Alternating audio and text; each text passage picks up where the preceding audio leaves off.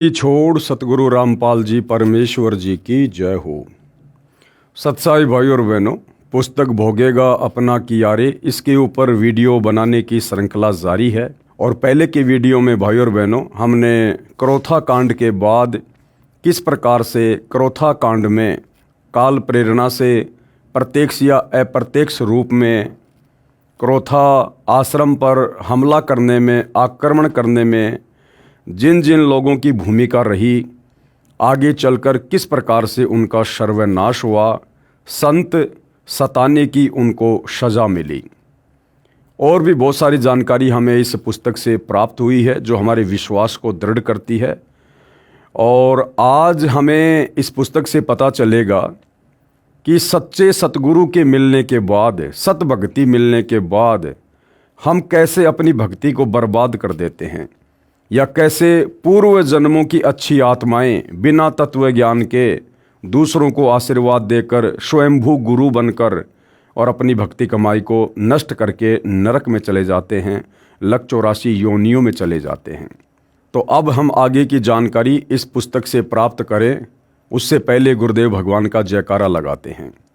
बंदी छोड़ सतगुरु रामपाल जी भगवान की जय हो।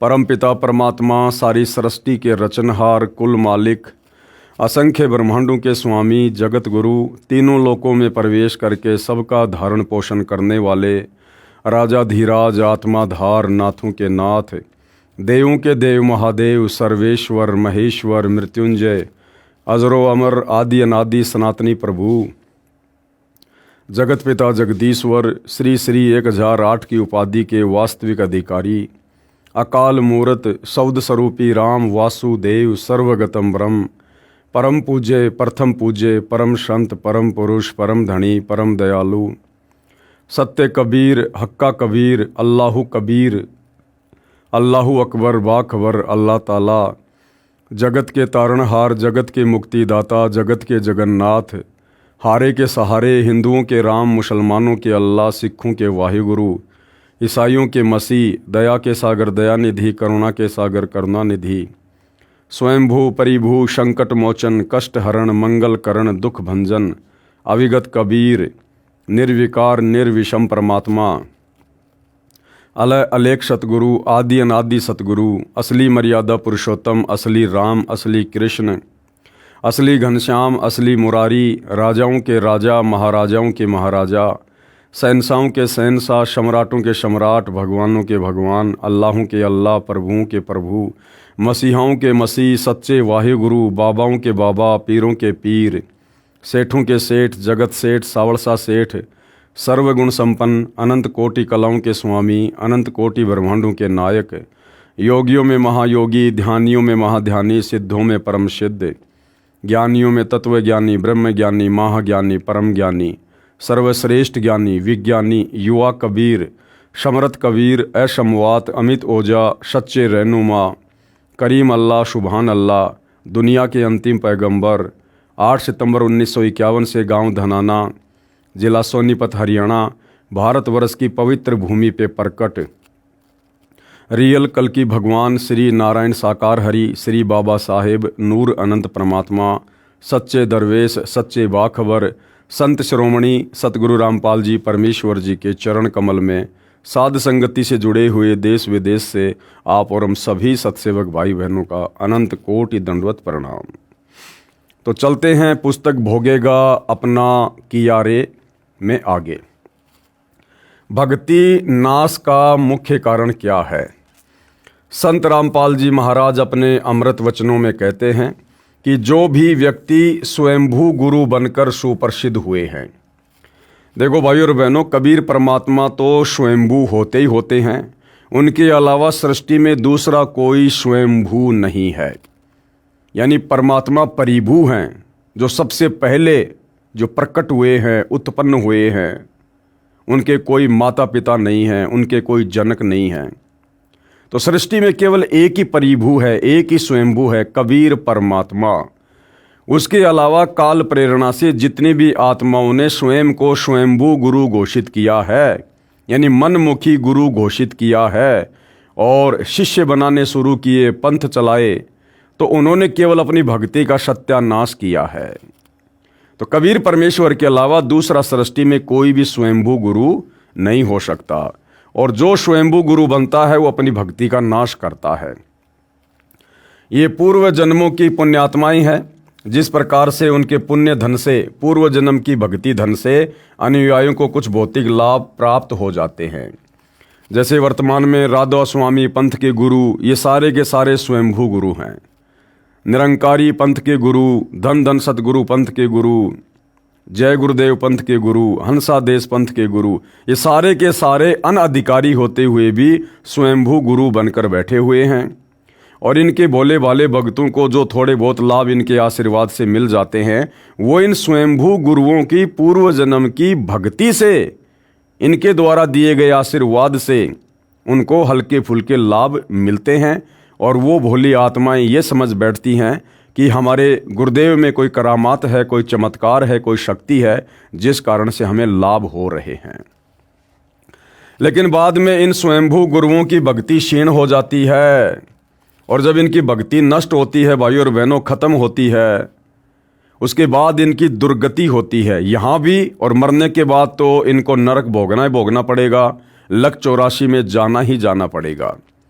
जैसे आप जी ने देखा होगा, राधा स्वामी पंथ का प्रवर्तक शिव दयाल, भाई और बहनों, अंत में शरीर त्यागने के बाद उसको भूत योनि प्राप्त हुई, वो उसको प्रेत योनि प्राप्त हुई। अपनी शिष्या बुक्की के अंदर वो प्रेत बनकर प्रवेश करके पहले की तरह चूरमा खाता था, पलंग पर बैठकर हुक्का पिया करता था। जय गुरुदेव पंथ के संचालक तुलसीदास जी, अंत समय में उनको कोढ़ हुआ, उनका एक हाथ पूरा कोढ़ से गल गया। अब जिनकी यही दुर्गति हुई है, सोचिए आगे उनके साथ में क्या होगा। लेकिन बाद में इन स्वयंभू गुरुओं की भक्ति क्षीण हो जाती है। जैसे इन्वर्टर की बैटरी चार्ज है, उससे पंखे भी चल रहे हैं, ट्यूब भी जग रही है, भले ही वर्तमान में चार्जर भी न लगा हो, परंतु संचित ऊर्जा के खर्च होने के बाद और आगे चार्जर न लगाने से एकदम बैटरी डिस्चार्ज हो जाती है तथा सर्व सुविधाएं बंद हो जाती हैं। यही दशा वर्तमान के सर्व पुण्यात्माओं स्वयंभू गुरुओं की है। अब भाइयों और बहनों, इन सभी स्वयंभू गुरुओं को यहाँ पर ये पुण्यात्मा शब्द से क्यों संबोधित किया गया है? क्योंकि ये भी कभी न कभी कबीर परमात्मा जब इस पृथ्वी पर रह रहकर सतगुरु रूप में, तत्वदर्शी संत के रूप में आते हैं, उस समय इन आत्माओं ने परमात्मा की शरण ग्रहण की थी। और उस समय इन्होंने मर्यादा में रहकर दान धर्म करके भक्ति कमाई इन्होंने अर्जित की थी, बैटरी अपनी चार्ज की थी। लेकिन आगे भक्ति मार्ग पर ठीक प्रकार ना चलने से, गलतियां कर देने से इन आत्माओं का मोक्ष नहीं हो पाया।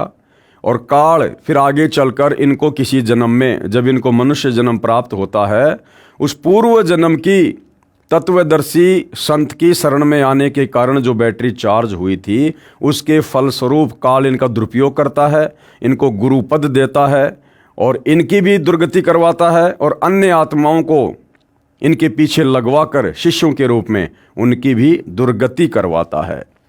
तो ये पूर्व जन्मों में कबीर परमात्मा की शरण में रह चुके होते हैं, इसलिए इनको पुण्यात्माओं शब्द से संबोधित किया है। यही दशा वर्तमान के सर्व पुण्यात्माओं स्वयंभू गुरुओं की है। ये सर्व पूर्व जन्मों में की भक्ति से चारज थे। वर्तमान में शास्त्र अनुकूल भक्ति साधना न होने के कारण अपना तथा अपने अनुयायियों का जीवन नाश कर गए, कुछ वर्तमान में कर रहे हैं। जय गुरुदेव पंथ मथुरा का संत श्री तुलसीदास साहिब जी पूर्व जन्म के बहुत ही पुण्यकर्मी प्राणी हैं। ये श्री शिवदयाल सिंह जी से भी अधिक भक्ति धन युक्त हैं। राधा स्वामी पंथ की नींव डाली श्री शिवदयाल जी ने, और उसी राधा स्वामी पंथ से आगे निकला जय गुरुदेव पंथ, और जय गुरुदेव पंथ का संचालक था तुलसीदास, जिनको जय गुरुदेव के नाम से भी जाना जाता है। तो यहाँ पर गुरुदेव कह रहे हैं कि राधा स्वामी पंथ के प्रवर्तक शिवदयाल से भी ज़्यादा अच्छी भक्ति धन युक्त आत्मा कौन थी? जय गुरुदेव पंथ का संचालक तुलसीदास। लेकिन भाइयों और बहनों, पूर्व जन्म की सारी भक्ति कमाई अपने अनुयायियों को स्वयंभू गुरु बनकर आशीर्वाद दे देकर खर्च कर दी। बैटरी डिस्चार्ज कर दी और अंत में कोढ़ी होकर मरा। शरीर में कोढ़ हुआ, पूरा हाथ उनका कोढ़ से गड़ा। तो सोचो, जिसका ये लोक सुखी नहीं उसका परलोक क्या होगा। अगर गुरु की ये दशा हुई है तो उनके शिष्यों की क्या दशा होगी। परंतु वर्तमान में साधना शास्त्र अनुकूल ना होने से अपनी पुण्यों का नाश कर लिया है। अब इनकी बैटरी पूर्ण रूप से डिस्चार्ज हो चुकी है। जिस समय 7 सितंबर 1971 में इन्होंने भविष्यवाणी की है, 7 सितंबर 1971 में इन्होंने क्या भविष्यवाणी की थी, जो आपको पहले दिखाया था पिछले वीडियो में, कि वह अवतारी महापुरुष जिसकी लोग प्रतीक्षा कर रहे हैं वो आज 7 सितंबर 1971 को पूरा 20 वर्ष का हो चुका है, जो भविष्यवाणी केवल और केवल सतगुरु रामपाल जी पर फिट बैठती है। जिस समय 7 सितंबर 1971 में इन्होंने भविष्यवाणी की है, जो पुस्तक जय गुरुदेव की अमरवाणी के पेज नंबर 50 तथा 59 पर अंकित है, जिसमें एक अवतार की जानकारी दी है कि पृष्ठ 59 पर दिनांक 28 अगस्त 1971 को की गई भविष्यवाणी का कुछ अंश इस प्रकार है। महापुरुष का जन्म भारतवर्ष के एक छोटे से गांव में हो चुका है और वह व्यक्ति मानव इतिहास का सबसे महत्वपूर्ण व्यक्ति बनेगा। उसे जनता का इतना बड़ा समर्थन प्राप्त होगा कि आज तक किसी को नहीं मिला है। वह महापुरुष नए सिरे से विधान को बनाएगा और वह विश्व के संपूर्ण देशों पर लागू होगा। उसका एक झंडा होगा, यानी एक छत्र उसका साम्राज्य होगा पूरे विश्व पर। उसकी एक भाषा होगी, यानी उन्हीं का तत्व ज्ञान पूरे विश्व में होगा। पूरी दुनिया उन्हीं की भक्ति करेगी। कृपया देखें फोटोकॉपी पुस्तक जय गुरुदेव की अमरवाणी भाग 2 के पेज नंबर 50-59 की, इसी पुस्तक के पेज नंबर 81 से 82 पर। पृष्ठ 50 पर दिनांक 7 सितंबर 1971 की भविष्यवाणी का कुछ अंश इस प्रकार है। अवतारी शक्तियों का जन्म हो गया है। वह अवतार जिसकी लोगों को प्रतीक्षा है, यानी सतगुरु रामपाल जी के विषय में भविष्यवाणी है कि वह अवतार जिसकी लोगों को प्रतीक्षा है 20 वर्ष का हो चुका है। 1971 में इन्होंने भविष्यवाणी की और सतगुरु रामपाल जी का इस धरती पर आगमन 8 सितंबर 1951 को हुआ। और जिस समय इन्होंने 7 सितंबर 1971 को भविष्यवाणी की, सतगुरु रामपाल जी पूर्णतया कंप्लीट 20 वर्ष के लीला में जीवन के हो चुके थे। अभी ऊपर से आदेश बताने के लिए नहीं हो रहा है। क्या कहा? यदि उसका पता बता दूं तो लोग उसके पीछे पड़ जाएंगे। अभी ऊपर से आदेश बताने के लिए नहीं हो रहा है। मैं समय का इंतजार कर रहा हूं। समय आते ही सबको सब कुछ मालूम हो जाएगा और वो समय बहुत नज़दीक है भाई और बहनों। सन 2028 के बाद पूरे विश्व को पता चलेगा कि वो महापुरुष कौन है। विवेचन कर रहे हैं गुरुदेव भगवान। संत रामपाल जी महाराज का जन्म 8 सितंबर 1951 को गांव धनाना, जिला सोनीपत, प्रांत हरियाणा, भारत में किसान जाट परिवार में हुआ। दिनांक 7 सितंबर 1971 को संत रामपाल जी महाराज की आयु, यानी लीला में आयु, ठीक 20 वर्ष की थी। 8 सितंबर 1971 को 21वां वर्ष प्रारंभ होता है। श्री तुलसीदास जी, जो जय गुरुदेव पंथ मथुरा के वर्तमान में गुरु पद पर विराजमान हैं, वर्तमान में तो वो परलोक सिधार गए हैं, क्योंकि जिस समय पुस्तक लिखी गई थी उस समय तक वो शरीर में थे, जीवित थे। उन्होंने जो भविष्यवाणी की है वह संत रामपाल जी महाराज पर खरी उतरती है। इसके साथ साथ संत रामपाल जी महाराज का आध्यात्मिक ज्ञान अद्वितीय है, इसलिए सर्व संसार में विख्यात होगा। संत रामपाल जी महाराज ने सर्व संतों तथा पंथों की भक्ति विधि पर सवाल उठाए हैं कि इन सभी की साधना यानी भक्ति व्यर्थ है। इनके द्वारा बताए भक्ति के नाम मोक्षदायक नहीं हैं। जिन संतों को परमेश्वर मिला उन्होंने जो साधना की, हम सर्व को वही साधना करनी पड़ेगी। परमेश्वर प्राप्त संतों ने जो नाम जाप किए, जिनसे उनका मोक्ष हुआ, वे मंत्र वर्तमान में संत रामपाल जी महाराज के अतिरिक्त किसी के पास नहीं हैं। यदि श्री तुलसीदास जी जय गुरुदेव पंथ मथुरा वाले की दिव्य दृष्टि काम करती है तो बताएं कि वास्तव में वह महापुरुष संत रामपाल जी महाराज है या कोई अन्य है। हमें तो 100% विश्वास है कि संत रामपाल जी महाराज जी ही वह महापुरुष अवतार हैं जिसके विषय में सर्व भविष्य वक्ताओं ने भविष्यवाणियाँ की हैं। एकमात्र संत रामपाल जी महाराज ने ही अपने अनुयायियों की शराब, तमाकू, मांस, चोरी, रिश्वतखोरी आदि आदि सर्व बुराइयां छुड़वाई है। श्री तुलसीदास साहिब जी मथुरा में जय गुरुदेव पंथ के वर्तमान प्रमुख ने तथा अन्य भविष्य वक्ताओं ने केवल इतना कार्य किया है, जैसे खगोल भूगोल का ज्ञाता ये बताए कि कल सूर्य 6:45 पर उदय होगा। सूर्य को तो उदय होना ही था, चाहे कोई बताए या ना बताए। सूर्य उदय हो चुका हो, सामने धुंध के बादल छाए हों, कोई व्यक्ति बच्चों को बताए कि सूर्य उदय हो चुका है, समय आने पर दिखाई देगा। सूर्य कहाँ पर है ये बताने में असमर्थ व्यक्ति कहता है कि जब धुंध के बादल हट जाएंगे अपने आप सूर्य दिखाई देगा। सूर्य तो उदय है, वह दिखाई भी देगा, चाहे कोई बताए ना बताए। अर्थात सतगुरु रामपाल जी का प्रकाश, उनके आध्यात्मिक ज्ञान का प्रकाश, उनकी ख्याति पूरे विश्व में होगी। उसके लिए चाहे कोई भविष्यवाणी करे या ना करे, जो समय उन्होंने स्वयं निर्धारित किया हुआ है, समय पर वो सर्व कार्य जो है बिल्कुल परफेक्ट तरीके से होंगे। वह दिखाई भी देगा, चाहे कोई बताए ना बताए। ऐसी भविष्यवाणी श्री तुलसीदास साहिब मथुरा में जय गुरुदेव पंथ के वर्तमान मुखिया की है। अब सूर्य उदय हो चुका है। यदि तुलसीदास जी आंखें, दिव्य दृष्टि अब भी काम कर रही है तो बताएं कि सूर्य अर्थात वह अवतार महापुरुष कहाँ पर है। यदि श्री तुलसीदास साहिब ये बताने में असमर्थ हैं कि वह अवतारी पुरुष कौन है, तो उनकी पूर्व जन्म की भक्ति शक्ति पूर्ण रूप से क्षीण हो चुकी है। दूसरा कारण देखो भाइयों और बहनों, क्योंकि परमात्मा की बहुत बड़ी एक रजा होती है। दूसरी बात, परमात्मा ने तुलसीदास जी से ये पूर्णतया खुलासा भी नहीं करवाना था कि भाई वो संत वर्तमान में कौन है, क्योंकि भाइयों और बहनों ये ज्ञान मार्ग है। श्रद्धालु बड़े भोले होते हैं, आत्म कल्याण के लिए जुड़े होते हैं, और जय गुरुदेव पंथ में करोड़ों की संख्या में लोग हैं।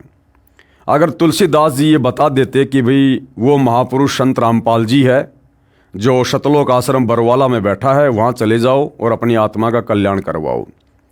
भाइयों और बहनों, करोड़ों की संख्या में लोग जय गुरुदेव पंथ को छोड़ कर शतलोक आश्रम बरवाला में आ जाते।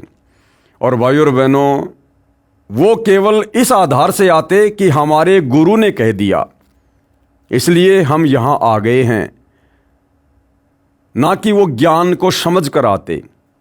और बिना ज्ञान को समझे भाइयों और बहनों, फिर उनकी हालत वही हो जाती जैसा कि बरवाला कांड 2014 के बाद काफ़ी संख्या में भक्तों की हुई। यानी ज्ञान संपूर्ण हुआ नहीं, हृदय नहीं छिदाए, देखा देखी भक्ति का रंग ने ठहराए। तो सतगुरु रामपाल जी को ज्ञानी आत्माओं की आवश्यकता है, जो ज्ञान को आधार बनाकर भक्ति मार्ग से जुड़ें और आगे मर्यादाओं में रहकर भक्ति करें, अपनी आत्मा के कल्याण को लक्ष्य बनाकर चलें। देखा देखी वाली भीड़ की उनको आवश्यकता नहीं है। तो कुछ जगहों पर परमात्मा की भी मर्जी होती है, उनकी मर्जी के हिसाब से सारे कार्य होते हैं। क्योंकि 7 सितंबर 1971 को उनकी दिव्य दृष्टि ने सही कार्य किया था, जिसमें उन्होंने कहा है, पुस्तक जय गुरुदेव की अमरवाणी भाग 2 पेज 50 तथा 59 पर, कि महापुरुष का जन्म भारतवर्ष के एक छोटे से गांव में हो चुका है। वह व्यक्ति मानव इतिहास का सबसे महत्वपूर्ण व्यक्ति बनेगा। उसे जनता का इतना बड़ा समर्थन प्राप्त होगा कि आज तक किसी को नहीं मिला है। वह महापुरुष नए सिरे से विधान बनाएगा और वह विश्व के संपूर्ण देशों पर लागू होगा। उसका एक झंडा होगा, उसकी एक भाषा होगी। यह विवरण पेज नंबर 59 पर है तथा पृष्ठ 50 पर कहा है कि वह अवतार जिसकी लोग प्रतीक्षा कर रहे हैं 20 वर्ष का हो चुका है। भविष्यवाणी समाप्त। संत रामपाल जी महाराज का जन्म गांव धनाना, जिला सोनीपत, हरियाणा, भारतवर्ष में 8 सितंबर 1951 को एक जाट किसान परिवार में हुआ। जय गुरुदेव पंथ मथुरा के मुखिया श्री तुलसीदास साहिब के अनुसार 7 सितंबर 1971 को संत रामपाल जी महाराज ठीक 20 वर्ष के हुए थे तथा 8 सितंबर से उनके शरीर की आयु का 21वां वर्ष प्रारंभ हुआ था। संत रामपाल जी महाराज अपने प्रवचनों में बार बार प्रार्थना करते हैं कि वर्तमान के सभी गुरुजन कृपया ध्यान दें, आप जी शास्त्र विधि विरुद्ध साधना कर तथा करवा रहे हैं। यानी वर्तमान में सतगुरु रामपाल जी के अलावा किसी भी संत, महंत, मंडलेश्वर, आचार्य, शंकराचार्य के पास में शास्त्र अनुकूल सत साधना नहीं है, जिससे जन्म मरण का रोग कटे, जिससे लक 84 योनियों की कठिनाइयों से जीव बच सके। आप बहुत बड़े मानव समाज के जीवन के नाशक बन रहे हो। कौन? ये नकली स्वयंभू गुरु। आप भी तथा आपके अनुयायी अपना अनमोल मानव जीवन नष्ट कर रहे हैं। सर्व वर्तमान के गुरुजन महापाप के भागी बन रहे हो। आप जी को पाप के भार से मुक्त होने का रास्ता भी संत रामपाल जी महाराज जी ही बताते हैं कि आप संत रामपाल जी महाराज जी के द्वारा बताए आध्यात्मिक ज्ञान को गहराई से जानो। फिर अपने शिष्यों से कह दो कि हमने आप जी को जो भक्ति दिशा दी है वह अधूरी है। हमारा उद्देश्य तो था कि आपको मुक्ति दिलाएं, परंतु हमें तत्व ज्ञान नहीं था। अब सर्व भगत संत रामपाल जी महाराज के पास जाओ तथा दीक्षा ग्रहण करो। इस प्रकार कहने से वो संत जन भार मुक्त हो जाते हैं। भले फिर उसके बाद शिष्य उसको छोड़कर संत रामपाल जी के पास जाएं ना जाएं, लेकिन यदि वो स्वयंभू गुरु अपने ऊपर से उन नकली शिष्यों का भार उतारना चाहता है तो वो यदि ये बात कह देता है सार्वजनिक तौर पर संगत को कि भाई मेरे पास में शास्त्र अनुकूल सत भक्ति नहीं है, मेरे पास में आधा अधूरा ज्ञान है, और यदि आप लोगों को पूर्ण मुक्ति चाहिए तो वर्तमान में पूर्ण संत सतगुरु रामपाल जी है, आप उनकी शरण में जाओ, मैं भी उनकी शरण में जा रहा हूँ। तो इतना कह देने मात्र से भाई और बहनों और सतगुरु रामपाल जी से उपदेश लेते ही वह संत पूर्णतया अपने शिष्यों से भार मुक्त हो जाता है। परंतु जय गुरुदेव जी ने ऐसा नहीं किया। इस प्रकार कहने से गुरुजन पाप के भार से मुक्ति प्राप्त कर लेंगे, फिर स्वयं भी अपना कल्याण कराएं। वह संत रामपाल जी महाराज जी के पास आकर नाम दीक्षा ग्रहण करें। संत रामपाल जी महाराज कहते हैं कि सर्व संत तथा भगतजन जो दिशा भ्रष्ट हैं, मुझदास के पास आओ, अभिमान बड़ाई को त्यागो, मुझे अपना बच्चा जानकर अपने जन्म मृत्यु के दीर्घ रोग का नाश कराओ। जैसे किसी का बच्चा डॉक्टर बन जाता है, उसके पास उपचार के लिए जाने में संकोच कैसा? वह डॉक्टर बच्चा तो अपने माता पिता, भाई बहन तथा छोटे बड़े सर्व समाज के व्यक्तियों का उपचार करता है। ठीक इसी प्रकार संत रामपाल जी महाराज के पास जन्म मृत्यु के रोग को नाश करने की जड़ी सतनाम जो 2 अक्षर का है तथा सारनाम जिसे आदि नाम भी कहते हैं, डॉक्टर के पास दूसरे डॉक्टर भी तो अपना उपचार कराने आते हैं। इसमें मान बढ़ाई का प्रश्न नहीं है। संत रामपाल जी महाराज अपने प्रवचनों में बताते हैं कि जब यह तत्व ज्ञान वर्तमान गुरुओं को समझ आ जाएगा तो इनके सामने काल एक और बाधा खड़ी करेगा कि हमारा सर्व जीवन इस साधना में व्यतीत हो गया, अब हमारा कल्याण कैसे होगा? यदि गुरु बदल लिया तो हम घर के रहे ना घाट के। उन्हें इस शंका के समाधान के लिए एक उदाहरण है। महर्षि रामानंद पंडित जी, महर्षि रामानंद पंडित जी, भाई उनसे बड़े गुरु, उनसे बड़े दार्शनिक, उनसे बड़े ज्ञाता वेदों के, गीता के, पुराणों के आज वर्तमान में देश के चारों शंकराचार्य भी नहीं हैं। और उस पंडित रामानंद ने ज्ञान समझ में आने के बाद समाज को, मान बढ़ाई को, अहंकार को एक कोने में पटक दिया और कबीर परमेश्वर जी उनको गुरु धारण किया। जबकि कबीर जी की उस समय शरीर की लीला में आयु मात्र 5 वर्ष की थी और पंडित रामानंद जी का पूरे विश्व में बोलबाला था। उस समय 104 वर्ष के थे वो, लेकिन उन्होंने अपना आत्म कल्याण देखा, मोक्ष देखा, समाज नहीं देखा, मान बढ़ाई नहीं देखी। महर्षि रामानंद पंडित जी जिस समय 104 वर्ष के हो चुके थे, उस समय परमेश्वर कबीर जी ने उनको तत्व ज्ञान समझाया तथा सतलोक में अपनी समर्थता से परिचित कराया। उस समय स्वामी रामानंद जी ने 1400 ऋषि शिष्य बना रखे थे जो अन्य स्थानों पर प्रचार किया करते थे। तब महर्षि रामानंद जी ने यह प्रश्न परमेश्वर कबीर जी के समक्ष किया था कि हे परमेश्वर, अब मेरा क्या होगा? यानी पूरी जिंदगी सैकड़ों वर्ष की मैंने इसी शास्त्र विरुद्ध साधना में बिता दी, अब मेरे पास में जीवन शेष नहीं है, अब मेरा कल्याण कैसे होगा? यदि मैं आपसे उपदेश ले लूं तो मेरी पूर्व साधना का क्या होगा? अब आयु बहुत ही कम शेष है, आप वाली भक्ति कैसे कर पाऊंगा? कहीं मैं घर का रहूं ना घाट का। तो परमेश्वर कबीर जी ने उस पुण्यात्मा की शंका का समाधान इस प्रकार किया था। कैसे? उस समय परमेश्वर कबीर जी की लीला में आयु 5 वर्ष की थी। परमेश्वर कबीर जी ने कहा, स्वामी जी, जैसे बच्चा 10वीं कक्षा में पढ़ रहा है, उसको आगे की शिक्षा का ज्ञान न हो तो उसे कहें कि आप आगे की उच्च कक्षा में प्रवेश पाओ, वह बच्चा कहे कि मेरी पीछे की पढ़ाई का क्या होगा, तो ये प्रश्न अबोध बच्चे ही किया करते हैं। फिर परमेश्वर कबीर जी ने कहा, स्वामी जी, यानी कबीर परमेश्वर जी ने मर्यादा बनाए रखने के लिए महर्षि रामानंद जी को गुरु बना लिया था, इसलिए स्वामी शब्द से संबोधित कर रहे थे। यह आध्यात्मिक मार्ग है। मर्यादा में रहकर भक्ति करने से आध्यात्मिक लाभ शीघ्र ही प्राप्त हो जाता है। मैं यानी कबीर परमेश्वर यानी 5 वर्ष की लीला में आयु में उस समय कबीर परमात्मा ने कहा कि मैं कबीर परमेश्वर आपको सत्य नाम जो 2 अक्षर का है, जिसमें एक ओम तथा दूसरा तत् जो सांकेतिक है, वो दूंगा, जिसके एक सुमरण से इतनी भक्ति धन प्राप्त होता है कि 14 लोक की कीमत भी कम रह जाए। यानी रामानंद जी ने शास्त्र विरुद्ध साधना करके जो भक्ति कमाई, जो भक्ति धन सैकड़ों वर्ष की उम्र में नहीं जोड़ा था, उससे कहीं ज्यादा भक्ति धन कबीर परमेश्वर से सतनाम लेकर मर्यादा में रहकर एक सुमरण करने से प्राप्त हो जाता है। सतनाम पालड़े रंग होरी हो, 14 लोक चढ़ावे राम रंग होरी हो। यानी एक तराजू के एक पालड़े में वो सतनाम जो 2 अक्षर का है वो रख दो, और एक पालड़े में 14 लोक वो चढ़ा दीजिए, तो भी सतनाम वाले पालड़े का वजन ज्यादा रहेगा। इतनी कीमत उस मंत्र की है। 3 लोक पाशंग धरे रंग होरी हो, तो ना तुले तुलाया राम रंग होरी हो। कबीर परमेश्वर जी ने फिर कहा कि हे स्वामी जी, जीवन तो थोड़ा ही भला जो सत सुमरण होय। अगर सच्चा नाम मिल जाए तो लंबे चौड़े जीवन की आवश्यकता नहीं है। लाख वर्ष का जीवना लेखे धरे न कोई।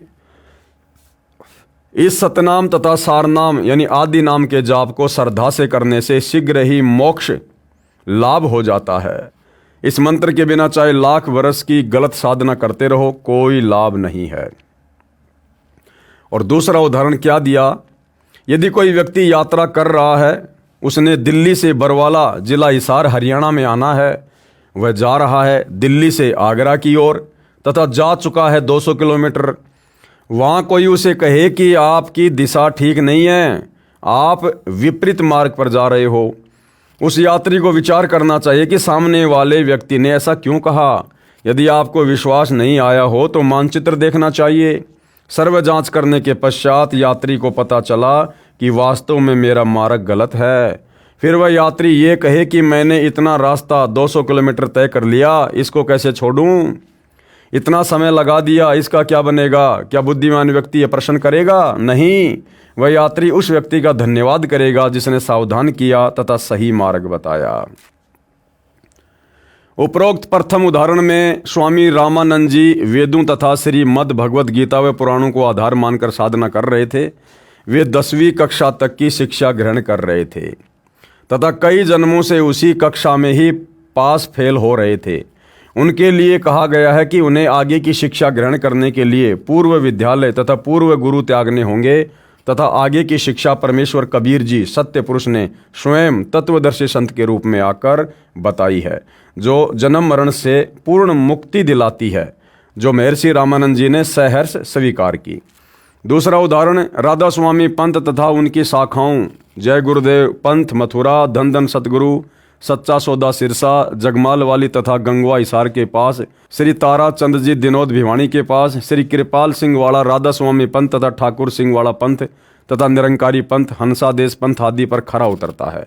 इन पंथों का मार्ग न तो परमेश्वर कबीर जी के अनुसार सतलोक प्राप्ति का है, न ही ब्रह्मा विष्णु तथा शिव जी आदि देवताओं व ब्रह्म यानी क्षर पुरुष वाला है, जो 10वीं तक की शिक्षा है। इसलिए इनका मार्ग विपरीत होने से लाभदायक नहीं है।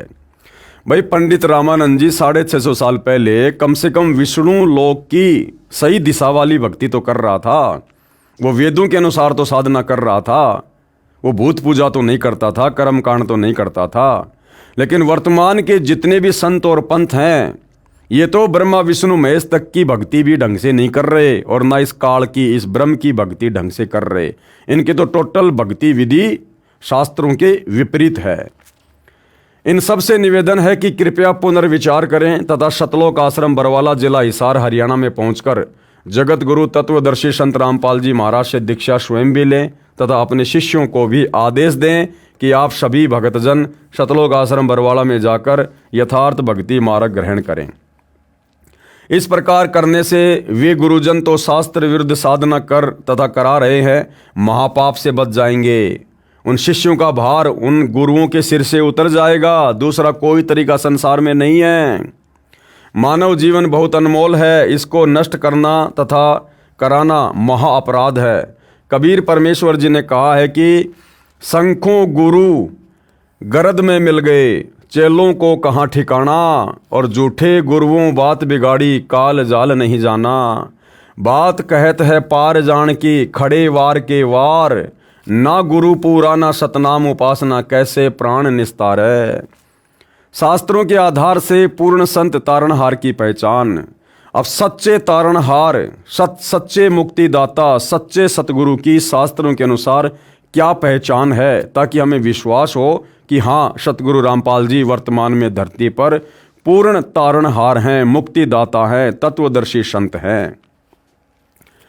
श्री सावन सिंह जो बाबा जयमल सिंह जी के शिष्य तथा डेरा ब्यास के दूसरे गद्दी नशीन हैं।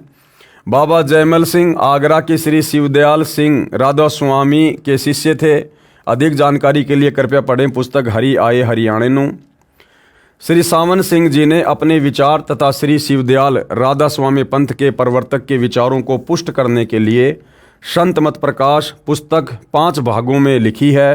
संत मत प्रकाश भाग 4 पेज नंबर 261-262 पर श्री गुरु ग्रंथ साहिब से श्री नानक जी की अमरवाणी तथा परमेश्वर कबीर जी की अमृतवाणी का हवाला देकर अपने मत को पुष्ट करने की कुचेष्टा की है, जो उनके विपरीत ही है, जो इस प्रकार है।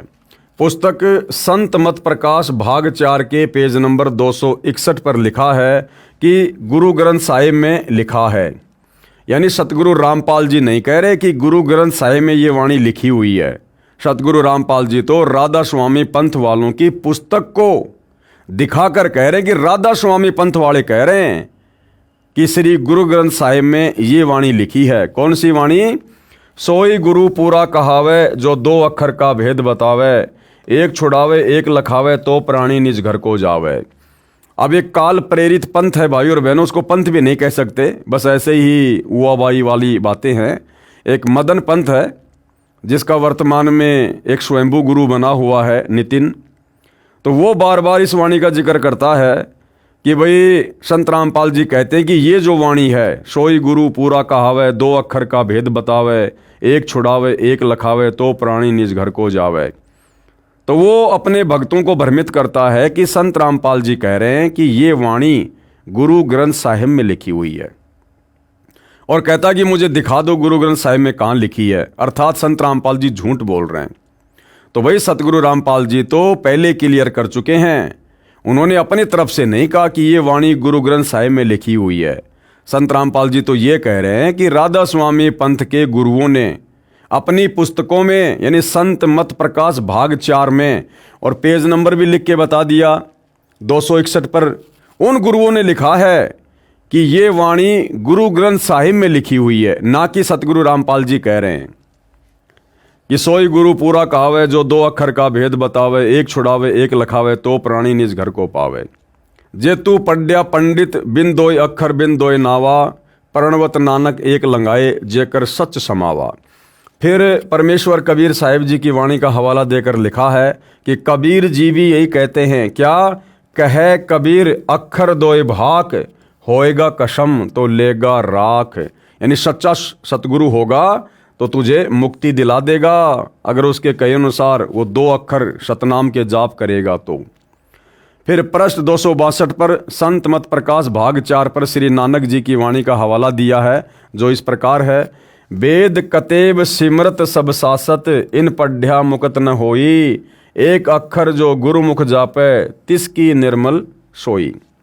उपरोक्त वाणियाँ स्वयं कबीर परमेश्वर जी तथा परमात्मा प्राप्त संत नानक देव जी की हैं। इसका अनुवाद व भावार्थ श्री सावन सिंह जी ने गलत किया है, कहा है कि वे 2 अक्षर पार ब्रह्म में आगे जाकर मिलेंगे। राधा स्वामी पंथ के संत तथा शाखाओं के संत 5 नाम ररंकार, ओंकार, ज्योति निरंजन, सोहम तथा सतनाम तथा अकाल मूर्ति, सत्य पुरुष, शब्द स्वरूपी राम व राधा स्वामी नाम दान करते हैं। 2.5 घंटे सुबह व 2.5 घंटे शाम हठ योग करने से मोक्ष बताते हैं। जो साधना किसी भी परमात्मा प्राप्त संत तथा परमेश्वर कबीर जी की अमर वाणी से मेल नहीं खाती है। पूर्वोक्त अमृतवाणी में श्री नानक जी तथा परमेश्वर कबीर जी ने स्पष्ट किया है कि तारणहार परम संत वही है जो 2 अक्षर का भेद बताता है, यानी जिसके पास में शतनाम का भेद हो। शतनाम में 2 अक्षर होते हैं, केवल शतनाम। शतनाम ये कोई जाप मंत्र नहीं है। शतनाम तो संकेत है सच्चे नाम की तरफ, जो 2 अक्षर का भेद बताता है, क्योंकि 2 अक्षर का जाप करने को कहा है। गुरुमुख होकर अर्थात गुरुजी जिन 2 अक्षर के नाम का जाप करने को कहते हैं वह शतनाम है।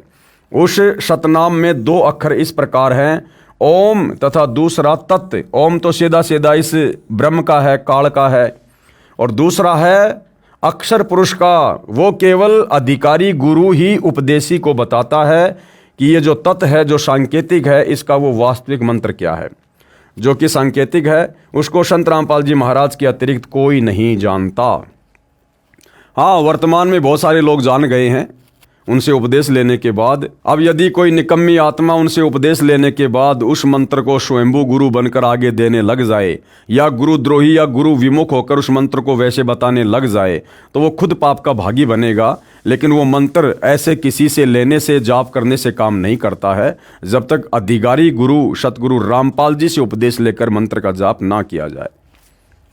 फिर एक नाम गुरु मुख जापे नानक होत निहाल, जिसका भी अर्थ स्पष्ट है कि 2 अक्षरों अर्थात सतनाम से भिन्न एक नाम और है, जिसे आदि नाम या सार नाम कहा है। वह भी जाप करने का है, उसको भी गुरु जी ही दान करेगा। एक श्री तुलसीदास हाथरस वाले संत हुए हैं। एक तो तुलसीदास जी जय गुरुदेव पंथ के प्रवर्तक हैं, उनके अलावा एक श्री तुलसीदास हाथरस वाले संत हुए हैं। उन्होंने कबीर परमेश्वर जी की वाणी को पढ़कर स्वयंभू संत बनकर अपनी वाणी बनाकर घट रामायण नामक पुस्तक 2 भागों में लिखी है। घट रामायण भाग 1 पृष्ठ 27 पर तुलसीदास जी हाथरस वाले स्पष्ट करते हैं कि 5 नाम काल के जानो। फिर कहा है कि सतनाम ले जीव उबारी, आदि नाम ले काल गिराऊं। इससे भी स्पष्ट है कि 5 नाम काल के हैं। जो 5 नाम वर्तमान में राधा स्वामी पंथ में, धन धन सतगुरु पंथ में दिए जा रहे हैं, वो सारे के सारे काल के नाम हैं। इससे भी स्पष्ट है कि 5 नाम काल के हैं। इनसे अन्य शतनाम तथा आदि नाम, जिसे सारनाम भी कहते हैं, अन्य है जो मोक्षदायक है। निष्कर्ष, पूर्ण संत तारणहार यानी सायरन संत रामपाल जी हैं, जिन्होंने 2 अक्षर का भेद बताया है। सतनाम के 2 अक्षर का भेद केवल सतगुरु रामपाल जी परमेश्वर जी ने बताया है, अन्य किसी के पास नहीं है। राधा स्वामी वाले, सच्चा सौदा वाले परम संत तारणहार नहीं हैं, ये सब नकली हैं। इनसे बचिए तथा संत रामपाल जी महाराज के पास आकर अपना कल्याण करवाएं। तारणहार परम संत की अन्य पहचान, जो पूर्ण संत होगा, मुक्ति का दाता होगा, जगत गुरु होगा, उसकी अन्य क्या पहचान होती है। परमेश्वर कबीर जी ने परम संत तारणहार, जो परमेश्वर कबीर जी का कृपा पात्र होता है, उसकी पहचान बताते हुए कहा है, जो मम संत सत शब्द दृढ़ावे, यानी जो मुक्ति का वास्तविक मंत्र जो दान करेगा, वाके संग सब राड बढ़ावें। उस पूर्ण संत के साथ में बाकी जितने भी नकली धर्म गुरु हैं वो काल प्रेरणा से वाद विवाद करेंगे, लड़ाई झगड़ा करेंगे। ऐसे संत महंतन की करनी, धर्मदास में तो से वर्णी। परमात्मा ने कहा कि धर्मदास, ऐसे मैं तेरे को उन नकली संतों की करनी और उस पूर्ण संत की करनी बताता हूँ, कि जो सच्चा संत होगा, जो सच्चा जगत उद्धारक होगा, जो पूर्ण संत होगा, तत्वदर्शी होगा, जो आत्माओं को शत शब्द दान करेगा, शतनाम देगा, सारनाम देगा, कहते हैं उसके साथ में सब लोग काल प्रेरणा से झगड़ा करेंगे। इस अमरवाणी का भावार्थ है कि कबीर परमेश्वर जी ने कहा है कि जो मेरा संत सच्चे ज्ञान व सच्चे नाम सतनाम के विषय में दृढ़ता से बताएगा, उसके साथ उस समय के संत तथा महंत झगड़ा करेंगे, क्योंकि वह सच्चा ज्ञान उन नकलियों के नकली ज्ञान का पर्दाफाश करेगा। ये पहचान भी उस संत की होगी। वर्तमान में संत रामपाल जी महाराज के सच्चे ज्ञान से बौखला कर करोथा कांड करा दिया, परंतु परमेश्वर कबीर जी का पंजा सिर पर बराबर बना रहा, जिस कारण संत रामपाल जी महाराज तथा अनुयायी सुरक्षित रहे। भाई, संत रामपाल जी के शीश पर किसी का पंजा नहीं है। हाँ, ये जरूर हम मान सकते हैं और मानेंगे, सत्य है कि उनके अनुयायियों पर उनका पंजा अवश्य है। बाकी जो लेखक लिख रहा है कि संत रामपाल जी पर कबीर परमात्मा का पंजा बना रहा, ऐसा नहीं है। सतगुरु रामपाल जी स्वयं कबीर परमात्मा है। लेखक जो भगत है वो अभी थोड़ा नादान है, तत्व ज्ञान से थोड़ा अपरिचित है। फिलहाल वो सतगुरु रामपाल जी की वास्तविक परमात्मा वाली स्थिति से परिचित नहीं है। परमेश्वर का प्रचार पहले से कई गुना बढ़ गया। परमेश्वर सत्य का साथ देते हैं। विशेष पुस्तक जय गुरुदेव की अमरवाणी भाग 2 के पेज नंबर 43 पर लिखा है कि भारत जैसे राष्ट्र में हम प्रत्येक व्यक्ति का आदर करते हैं, इसलिए हमारे विधान में आलोचना करने की स्वतंत्रता है, यानी सत्य बताने की स्वतंत्रता है। और हमारा अनुरोध है कि आलोचना सत्य को सामने रखते हुए करनी चाहिए, जिससे जनहित हो। कहाँ लिखा हुआ है? स्वामी जी, साकारी पत्रिका, 14 जून 1971। प्रिय पाठकों, इस पुस्तक जय गुरुदेव की विशेष भविष्यवाणी में सर्व विवेचन परमाणु सहित किया गया है। फिर भी कोई भूल हुई हो तो क्षमा करें। धन्यवाद। परमेश्वर कबीर जी द्वारा अवतार धारण करने की भविष्यवाणी। परमेश्वर कबीर जी द्वारा अवतार धारण करने की भविष्यवाणी। कबीर सागर में कबीर वाणी नामक अध्याय में पेज नंबर 136 137 पर 12 पंथों का विवरण देते हुए वाणी लिखी है, जो इस प्रकार है। द्वादश पंथ चलो सो भेद, द्वादश पंथ काल फुरमाना। कबीर परमात्मा ने कहा कि धर्मदास, जो 12 नकली कबीर पंथ काल के द्वारा चलाए जाएंगे, उन 12 नकली कबीर पंथों में मोक्ष मार्ग नहीं होगा, काल का पहरा होगा। द्वादश पंथ काल फुरमाना और भूले जीव न जाए ठिकाना। और उन 12 कबीर पंथों में नाम लेने वाला भी पूर्ण मोक्ष प्राप्त नहीं करेगा, वो काल के मुख में ही जाएगा। प्रथम आगम कई हम राखा, वंश हमारा चूड़ामणि शाखा। दूसर जग में जागू भरमावे, बिना भेद वो ग्रंथ चुरावे। तीसरा सुरती गोपाल ही होई, अक्सर जो जोग दृढ़ावे सोई। चौथा मूल निरंजन बानी, लोक वेद की निर्णय ठानी। पंचम पंथ टकसार भेद ले आवे, नीर पवन को संधि बतावे। सो ब्रह्म अभिमानी जानी, सो बहुत जीवन की करी है हानि। छठवा पंथ बीज को लेखा, लोक परलोक कहे हमने देखा। 5 तत्व का मर्म दृढ़ावे, सो बीजक शुक्ल ले आवे। 7वां पंथ सत्य नाभि प्रकाशा, घटके माही मार्ग निवासा। 8वां जीव पंथ ले बोले वानी, भयो प्रतीत मर्म नहीं जानी। 9वें राम कबीर कहावे, सतगुरु भ्रम ले जीव दृढ़ावे। 10वें ज्ञान की काल दिखावे, भई प्रतीत जीव सुख पावे। 11वें भेद परम धाम की बाणी, साख हमारी निर्णय ठानी। साखी भाव प्रेम उपजावे, ब्रह्म ज्ञान की राह चलावे। 3 में वंश अंश अधिकारा, 3 में 100 शब्द होय निर्धारा। संवत 1775 होई, ता दिन प्रेम प्रकटे जग सोई। साखी हमारी ले जीव समझावे, असंख जन्म ठोर नहीं पावे। 12वें पंथ प्रकट है बाणी, शब्द हमारे की निर्णय ठानी। अस्थिर गरम का मरम न पावे, ये 12 पंथ हम ही को ध्यावें। 12वें पंथ हम ही चल आवें। फिर कबीर परमात्मा ने क्या कहा कि आगे चलकर उस 12वें पंथ में मैं कबीर खुद ही आऊँगा। 12वें पंथ हम ही चल आवें, सब पंथ मेट एक ही पंथ चलावें। उपरोक्त वाणी में 12 पंथों का विवरण किया है तथा लिखा है कि संवत 1775 में प्रभु का प्रेम प्रकट होगा तथा हमारी वाणी प्रकट होवेगी।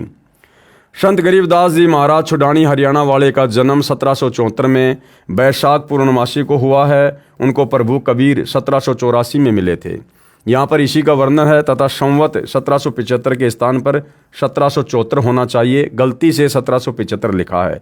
दूसरा कारण यह भी हो सकता है कि भारतीय वर्ष चैत्र मास से प्रारंभ होता है। संत गरीबदास जी का जन्म बैसाख मास में हुआ, जो चैत्र के बाद प्रारंभ होता है। कई बार 2 चैत्र मास भी बनाए जाते हैं। उस समय शिक्षा का अति अभाव था। प्रत्येक गांव में एक ही तिथि बताने वाला होता था, वह भी अशिक्षित ही होता था। आसपास के शहर या गांव से तिथि किसी अन्य ब्राह्मण से पता करके फिर गांव में सबको बताता था। इस प्रकार से भी संवत 1774 के स्थान पर संवत 1775 लिखा गया हो, वास्तव में यह संकेत गरीबदास जी के विषय में ही है। भावार्थ ये है कि कबीर परमात्मा ने गरीबदास जी का ज्ञान योग खोलकर उनके द्वारा अपना तत्व ज्ञान स्वयं ही प्रकट किया, जो शत ग्रंथ साहिब रूप में लिपिबद्ध है। कारण ये था कि कबीर वाणी में नकली कबीर पंथियों ने मिलावट कर रखी थी, इसलिए परमेश्वर कबीर की महिमा का ज्ञान पुनः प्रकट कराया, फिर भी तत्व भेद यानी सार ज्ञान गुप्त ही रखा। जो अब प्रकट हो रहा है वो सार ज्ञान, वो तत्व ज्ञान, वो गुप्त भेद केवल सतगुरु रामपाल जी के पास है। इस कारण गरीबदास जी के पंथ में तत्व ज्ञान नहीं है, जिस कारण से वे गरीबदास साहिब की वाणी का विपरीत अर्थ लगाकर जन्म व्यर्थ कर रहे, उन्हें असंख्य जन्म भी ठोर नहीं है। अर्थात वे मोक्ष प्राप्त नहीं कर सकते। केवल एक संत शीतल दास जी वाली प्रणाली में संत रामपाल जी महाराज तक एक ही संत पार होता आया है, जो एक संत सारनाम प्राप्त करके केवल एक को आगे बताकर गुप्त रखने की कसम दिलाता था, वह भी आगे केवल एक शिष्य को बताकर गुप्त रखता था। समय आने पर परमेश्वर कबीर जी के संकेत से ही आगे शिष्य को आज्ञा देता था। इस प्रकार संत रामपाल जी महाराज तक ये सार ज्ञान कड़ी से जुड़ा हुआ पहुंचा है। अब ये सर्व अधिकारी श्रद्धालु भक्तों को देने का आदेश प्रभु कबीर जी का है। इसलिए कहा है कि 12वां पंथ जो गरीबदास जी का चलेगा, ये पंथ हमारी साखी लेकर यानी वाणियों को लेकर जीव को समझाएंगे, परंतु वास्तविक मंत्र से अपरिचित होने के कारण, सारनाम और सार शब्द से अपरिचित होने के कारण गरीबदास पंथ के भगत असंख्य जन्म तक सतलोक नहीं जा सकेंगे। उपरोक्त 12 पंथ हमको ही प्रमाण करके भक्ति करेंगे, परंतु स्थायी स्थान सतलोक प्राप्त नहीं कर सकते। 12वें पंथ गरीबदास वाले पंथ में आगे चलकर हम कौन, कबीर जी स्वयं ही आएंगे। यानी गरीबदास जी के 12वें पंथ में आगे चलकर कबीर परमात्मा जी ने स्वयं ही धरती पर प्रकट होना था, और कबीर परमात्मा स्वयं धरती पर प्रकट हो चुके हैं। 8 सितंबर 1951 को संत रामपाल जी के नाम से धरती पर प्रकट हुए, लीला में जीवन जिया, और समय आने पर 17 फरवरी 1988 को आदरणीय राम देवानंद जी को अपना मुंह बोला गुरु धारण करके संत रामपाल जी ने गरीबदास जी के 12वें पंथ में प्रवेश किया कि 12वें पंथ हम ही चलावें और सब पंथों को मिटाकर एक पंथ चलावें। और सन 1994 से सतगुरु रामपाल जी ने दीक्षा देना प्रारंभ किया, अर्थात 1994 से अपना 13वां यथार्थ कबीर पंथ शुरू किया। वाणी क्या कह रही है भाई और बहनों यहाँ पर कि 12वें पंथ गरीबदास वाले पंथ में आगे चलकर हम यानी कबीर जी स्वयं ही आएंगे। अब भाई और बहनों, कबीर जी उनकी मौज जरूरी नहीं है कि वो सर पर टोपी लगाकर चेहरे पर दाढ़ी मूंछ लगाकर ही आएंगे, जैसा अभिनय उन्होंने 650 साल पहले किया था। वर्तमान में संत रामपाल जी के नाम से और अपने वास्तविक कबीर रूप में धरती पर प्रकट हैं और अपना यथार्थ 13वां पंथ शुरू कर चुके हैं। 12वें पंथ गरीबदास वाले पंथ में आगे चलकर हम यानी कबीर जी स्वयं ही आएंगे तथा सब 12 पंथों को मिटाकर एक ही पंथ चलाएंगे। उस समय तक सार शब्द छुपा कर रखना है। यही प्रमाण संत गरीबदास जी महाराज ने अपनी अमृतवाणी असुर निकंदन रमैणी में किया है कि सतगुरु दिल्ली मंडल आयसी और सूती धरणी सोम जगाईसी। पुराना रोहतक जिला, वर्तमान में सोनीपत जिला, झज्जर जिला, रोहतक दिल्ली मंडल कहलाता है, जो पहले अंग्रेजों के शासनकाल में केंद्र के अधीन था। 12 पंथों का विवरण कबीर चरित्र बोध सागर पृष्ठ नंबर 1870 पर भी है, जिसमें 12वां पंथ गरीबदास जी वाला पंथ स्पष्ट लिखा है। कबीर साहिब के पंथ में काल द्वारा प्रचलित 12 पंथों का विवरण कबीर चरित्र बोध कबीर सागर पेज नंबर 1870 से। सबसे पहला नारायण दास जी का पंथ, दूसरा यागोदास, तीसरा सूरत गोपाल, चौथा मूल निरंजन पंथ, पांचवा टकसार पंथ, छठवां भगवान दास पंथ, सातवां सत्यनामी पंथ, आठवां कमाली यानी कमाल का पंथ, 9वां राम कबीर पंथ, 10वां प्रेम धाम यानी परम धाम की वाणी पंथ, 11वां जीवा पंथ, 12वां गरीबदास पंथ। कबीर परमेश्वर जी सन 1518 में सतलोक प्रस्थान के 33 वर्ष पश्चात सन 1551 में 7 वर्षीय संत दादू साहिब जी को मिले। 209 वर्ष के बाद सन 1727 में 10 वर्षीय संत गरीबदास जी को गांव छुडानी, जिला झज्जर, हरियाणा प्रदेश, भारत में मिले। इसके बाद 292 वर्ष के बाद 7 वर्षीय संत गीसा दास जी को गांव खेकड़ा, जिला मेरठ, उत्तर प्रदेश में मिले, जो आज भी यादगार साक्षी है। तथा उपरोक्त संतों द्वारा लिखी अमृतवाणी साक्षी रूप हल्फिया बयान एफिडेविट है कि परमेश्वर कबीर जी काशी वाले जुलाहा धाणक ने स्वयं साक्षात दर्शन दिए तथा अपने सतलोक के भी दर्शन करवाकर अपनी समर्थता का प्रमाण दिया। संत रामपाल जी महाराज को परमेश्वर कबीर साहिब जी संवत 2054 फाल्गुन मास शुक्ल पक्ष एकम मार्च 1997 को दिन के 10 बजे मिले तथा सार शब्द की वास्तविकता तथा संगत को दान करने का सही समय का संकेत देकर अंतर्ध्यान हो गए तथा इसको अगले आदेश तक रहस्य युक्त रखने का आदेश दिया। अब भाइयों और बहनों, इस गूढ़ रहस्य को समझने में आपको थोड़ा सा समय लगेगा। जब आप सतगुरु रामपाल जी से उपदेश लेकर उनके द्वारा दी गई भक्ति करेंगे, ज्ञान को अच्छे से समझेंगे, तब आपको ये गूढ़ रहस्य समझ में आएगा कि सन 1997 में संत रामपाल जी को सतलोक से चलकर कोई अन्य कबीर जी मिले थे या नहीं मिले थे, क्योंकि संत रामपाल जी तो स्वयं ही कबीर जी हैं। भला कबीर को दूसरा कबीर कौन मिलेगा? तो ये रहस्य आपको फिर आगे चलकर समझ में आएगा। परमेश्वर कबीर जी द्वारा अवतार धारण करने की भविष्यवाणी, फोटोकॉपी कबीर सागर कबीर वाणी बोध सागर पेज नंबर 134 की। इसमें 12 जो पंथ हैं उन पंथों का वर्णन है। साखी वन स्थापे सो सार है, जो गुरु दिड़के देही, सांचे दाव बताव ही, जीव अपन कर ले ही। धर्मदास उवाच, धर्मदास बिनती अनुसारी, साहब विनती सुनो हमारी, पंथ पंक्ति कैसे नीर बहाई, सो गुरु साचे दया कराई। सतगुरु उवाच, धर्मदास मैं कहूँ समझाई, हम ही तुम ही कैसे बन आई, ऐसे नाद मिले बिंद को जाई, तभी अंश पहुँचे वह ठाई। अंश होई है उनके कड़िहारा, तिनकी छाप चले संसारा, कोटिन योग युक्ति धरि धावे, विना बिंद नहीं घर को पावे। हम बूंद तुम नाम प्रमाणा, नारायण नाम नहीं ठिकाना। वंश विरोध चली है पुनि आगे, काल दगा सब पंथ ही लागे। वंश प्रकार, ये सारे जो 12 जो पंथ हैं उन सब के नाम हैं। इस फोटोकॉपी में 13 वंशों का विवरण है, जिसमें 12 तो वही हैं जो 12 पंथों के मुखिया थे, जिनमें काल का दाव लगा रहा।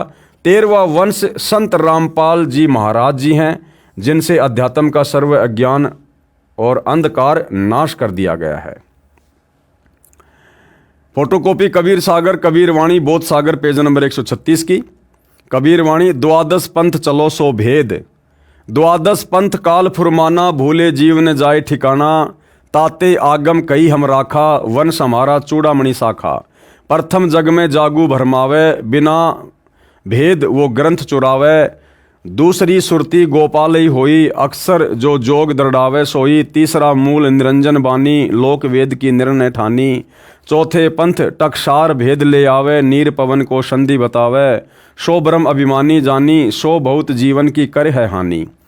पांचों पंथ बीज को लेखा, लोक परलोक कहे हमने देखा, 5 तत्व का मर्म दृढ़ावे, सो बीजक शुकु ले आवे।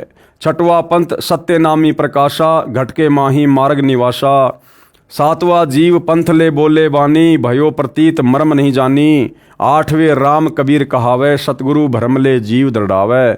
9वें ज्ञान की काल दिखावे, भई प्रतीत जीव सुख पावे। 10वें भेद पर धाम की वाणी, साख हमारी निर्णय ठानी। साखी भाव प्रेम उपजावे, ब्रह्म ज्ञान की राह चलावे। 3वें वंश अंश अधिकारा, 3वें सो शब्द होय निर्धारा।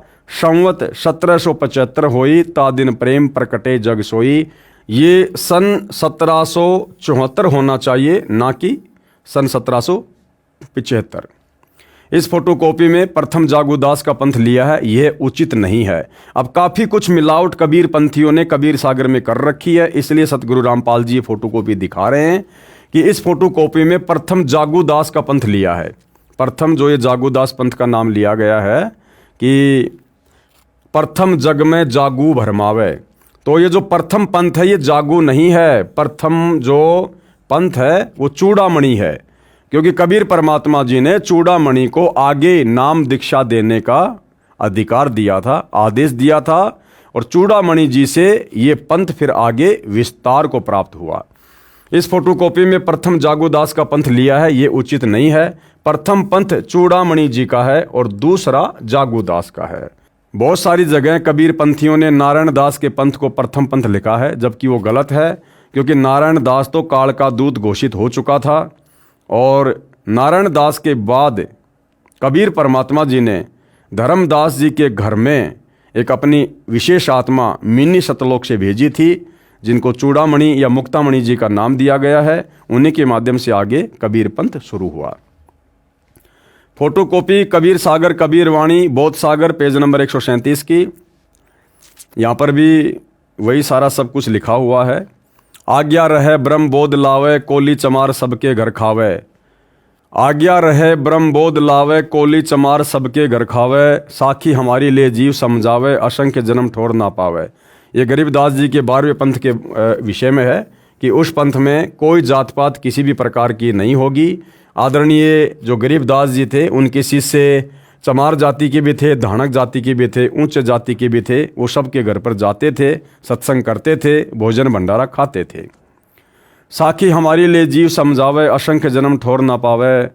12वें पंथ प्रकट है वाणी, शब्द हमारे के निर्णय ठानी।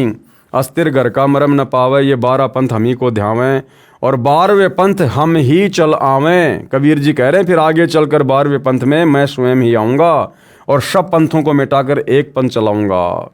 यानी 13वें पंथ की शुरुआत करके सत ज्ञान दे के प्रमाण दिखा के, और कबीर जी के नाम से काल ने जो 12 पंथ चलाए थे उनके अज्ञान का पर्दाफाश किया जाएगा, और अपने अन्य दूतों के माध्यम से काल ने जो और भी बहुत सारे पंथ चलवा रखे हैं, राधा स्वामी पंथ, धन धन सतगुरु पंथ, जय गुरुदेव पंथ, आपका हंसा देश पंथ, निरंकारी पंथ और दुनिया भर के पंथ, इन सब का भी पर्दाफाश किया जाएगा।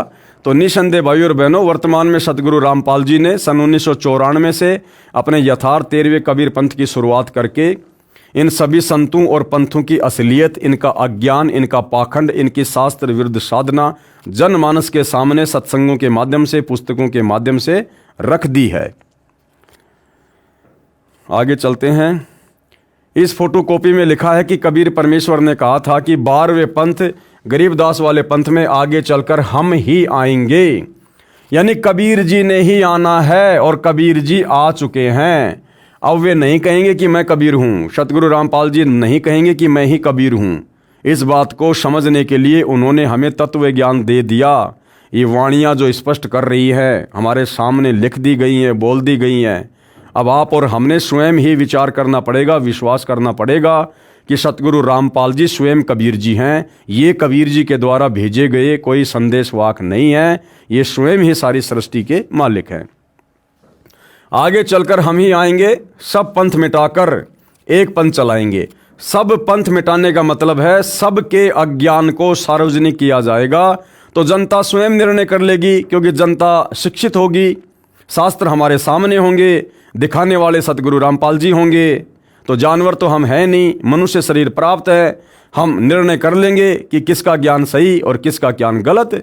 तो ज्ञान से सब लोग समझ जाएंगे और सतगुरु रामपाल जी की शरण ग्रहण कर लेंगे, और उन 12 पंथों का धीरे धीरे धीरे धीरे नाश हो जाएगा।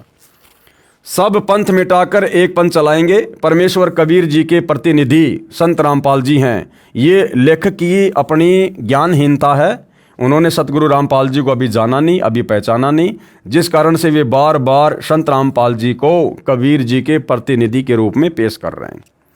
कबीर परमेश्वर जी ने कहा था, ये मेरा कथन उस समय सत्य होगा जब कलयुग 5505 वर्ष बीत चुका होगा। पुस्तक हिमालय तीर्थ जो शंकराचार्य द्वारा लिखी है, इसके पेज नंबर 42 पर कहा है कि आदि शंकराचार्य का जन्म कलयुग के 3000 वर्ष बीत जाने पर हुआ था।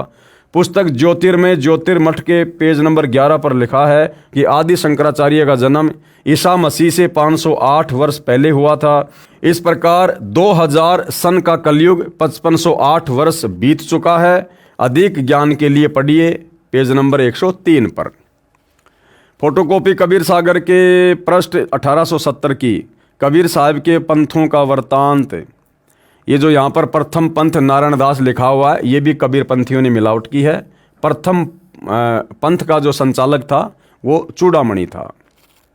तो ये उन्हीं 12 पंथों का पूरा विवरण है। और आगे फोटोकॉपी कबीर साहिब बोध सागर सक्षम वेद बोध के प्रश्न नंबर 120 की है। धर्म राय अस विनती ठानी, मैं सेवक दुतिया नहीं जानी। ज्ञानी बिनती एक हमारा, सो न करो मोर होई बिगाड़ा। पुरुष मोकू दीन्यो राजू, तुम हूँ देव होए तब काजू। बिनती एक करो हो ताता, दृढ़ करी जान्यो हमरी बाता। यानी जब कबीर परमात्मा प्रथम बार काल की तपतशिला पर अपने पुत्र जोगजीत के रूप में आए थे, तो काल और कबीर परमात्मा के बीच में कुछ बातें हुई थी, एग्रीमेंट हुआ था, उनके विषय में ये चर्चा है। फोटोकॉपी कबीर सागर बोध सागर सक्षम वेद बोध के प्रश्न नंबर 121 की ये वही वाणियाँ हैं। तो काल ने कहा था कि सतयुग त्रेता द्वापर माही, तीनों युग जीव थोड़े जाही। और चौथा युग जब कलयुग आवे, तब तुम शरण जीव बहु जावे। ऐसे वचन हरि मोहि दीजे, तब संसार गवन तुम कीजिए। अरे काल परपंच पसारा, तीनों युग जीवन दुख डारा। बिनती तोरी लीन में मानी, मोकू ठगे काल अभिमानी। चौथा युग जब कलयुग आई, तब हम अपने अंश पठाई। यानी काल के सामने परमात्मा ने भेद रखा था कि भाई जब चौथा युग कलयुग आएगा तो मैं अपना अंश भेजूंगा, जबकि आना परमात्मा ने स्वयं ही था।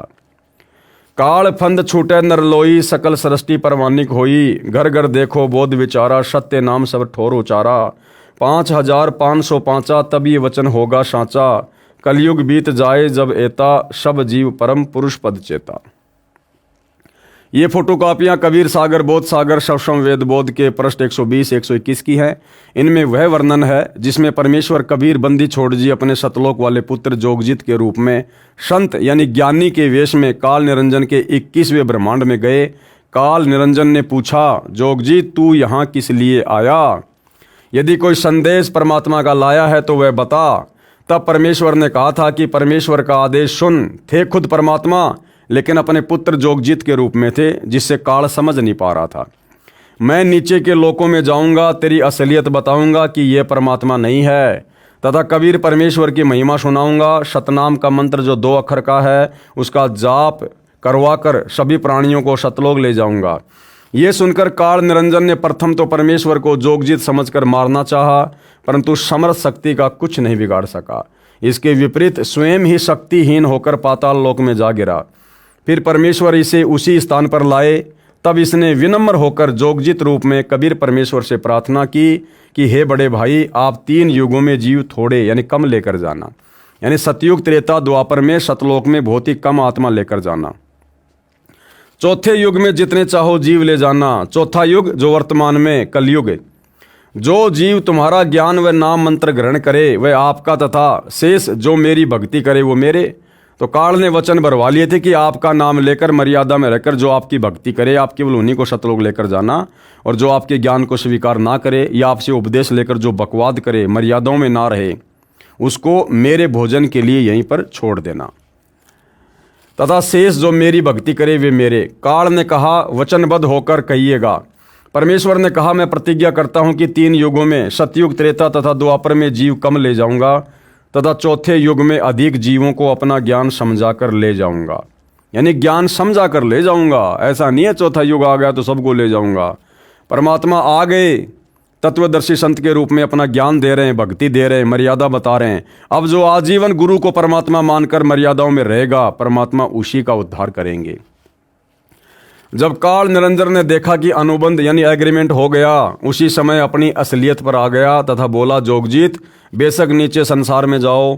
जिस समय कलयुग आवेगा तब तक सर्व प्राणियों को शास्त्र विरुद्ध साधना के ज्ञान से दृढ़ करवा दूंगा।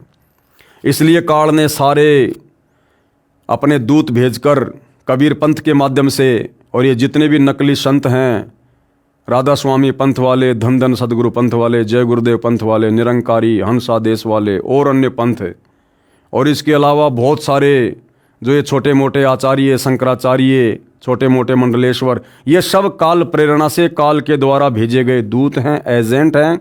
और इनका केवल एक ही मकसद है कि जीव आत्माओं को भक्ति और भगवान के नाम पर उल्टा सीधा ज्ञान देकर, शास्त्र विरुद्ध साधना करवाकर, भूत पूजा, प्रेत पूजा, श्राद्ध वगैरह निकलवाकर, कर्म कांड करवाकर, देवी देवताओं की आदि अधूरी भक्ति पर लगाकर इतना भ्रमित कर दो, उल्टे रंग में इतना रंग दो कि जब वो परमात्मा या उसका कोई अंश धरती पर आवे तो लोग उसके ज्ञान को स्वीकार ही ना करें। तब सर्व प्राणियों को शास्त्र विरुद्ध साधना के ज्ञान से दृढ़ करवा दूंगा, सबको देवी देवताओं, मंदिर, मूर्ति पूजाओं पर दृढ़ करवा दूंगा। 12 नकली पंथ कबीर नाम से चलाऊंगा तथा अन्य पंथ चलाऊंगा। इस प्रकार सर्व जीवों को भरमाऊंगा। जीव तुम्हारी बात पर विश्वास ना करके हमारी ओर होकर तुम्हारे साथ वाद विवाद किया करेंगे। तब परमेश्वर ने कहा कि मैं कलयुग में अपना अंश अवतार धरती पर भेजूंगा। यानी कबीर परमात्मा स्वयं थे, लेकिन काल के सामने अपने पुत्र जोगजीत के रूप में थे, इसलिए उसके सामने भेद रखा कि मैं अपना अंश भेजूंगा। अब भाई और बहनों, बहुत सारे जो भगत भाई हैं वो इस बात पर विश्वास नहीं करेंगे कि हम इस पवन की बात पर विश्वास क्यों करें। बिल्कुल सही बात है। तो चलो आपको सतगुरु रामपाल जी के मुख कमल से सुना देते हैं यही प्रकरण, जिसमें धर्मदास जी को जब चिंता हो गई कि परमात्मा आज वर्तमान में कोई आपके ज्ञान को स्वीकार नहीं कर रहा और आप कह रहे हो आगे तो कलयुग बहुत ही भयंकर होगा, उस समय लोग कैसे आपके ज्ञान को स्वीकार करेंगे, कैसे आप आत्माओं की मुक्ति करोगे, मेरे वंशजों की मुक्ति करोगे। तब कबीर परमात्मा ने धर्मदास जी को कहा कि धर्मदास, तुझे सच्ची बात बता दूं कि मैं खुद ही जाऊंगा, मेरा कोई अंश, कोई वंश, कोई अवतार नहीं जाएगा। कबीर जी ने कहा कि जब कलयुग 5505 वर्ष बीत जाएगा धर्मदास, मैं खुद ही जाऊंगा 12वें पंथ में। और फिर गुरुदेव कह रहे हैं कि वहां काल के सामने परमात्मा ने थोड़ा सा भेद रखा था कि मेरा अंश जाएगा, जबकि आना उन्होंने स्वयं था। सुनिए छोटा सा सत्संग। तो परमात्मा ने कहा था कि चौथा युग जब कलयुग आवेगा तब हम अपना एक दास भेजेंगे। अब वहां काल के सामने परमात्मा ने कहा कि हम अपना दास भेजेंगे।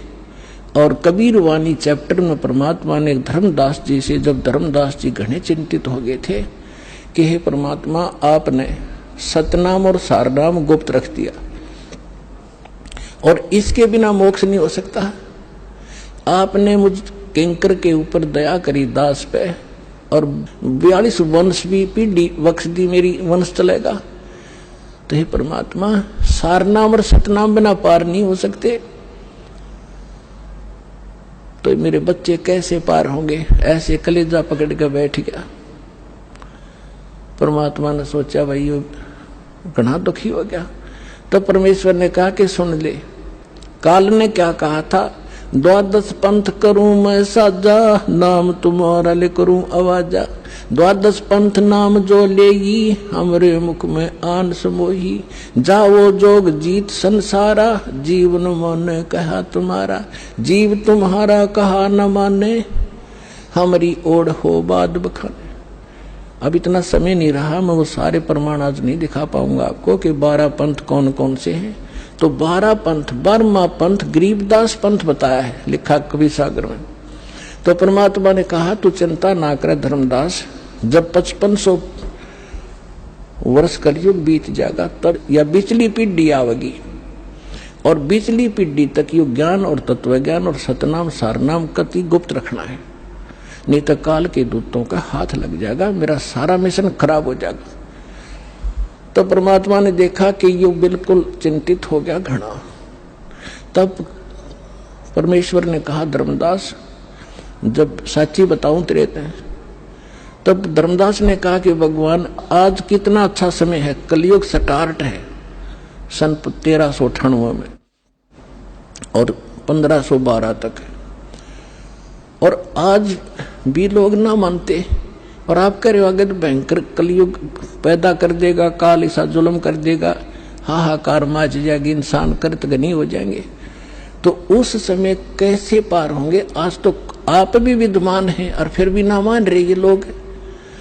तो परमात्मा ने कहा जब 5500 वर्ष कलयुग बीतेगा और बर्मा वंश चल चुका होगा, इस काल का यानी गरीबदास पंथ तक, तो उस बार में पंथ में मैं आऊंगा स्वयं और फिर सभी पंथों को खत्म करके एक पंथ बनाऊंगा और सारी सृष्टि मेरा ही नाम लेगी।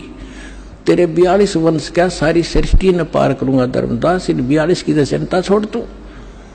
तब उसका दिल डटा था और काल के सामने परमात्मा ने थोड़ा सा भेद रखा कि मैं अपना अंश भेजूंगा। तो भाइयों और बहनों, अब आप जियों को विश्वास हो गया होगा कि काल के आगे ये कहकर कि मेरा अंश जाएगा, परमात्मा ने भेद रखा था और धर्मदास जी के सामने परमात्मा ने बिल्कुल सच्चाई व्यक्त कर दी थी कि 12वें पंथ हम ही चल जावें और सब पंथों को मिटाकर एक पंथ चलावें।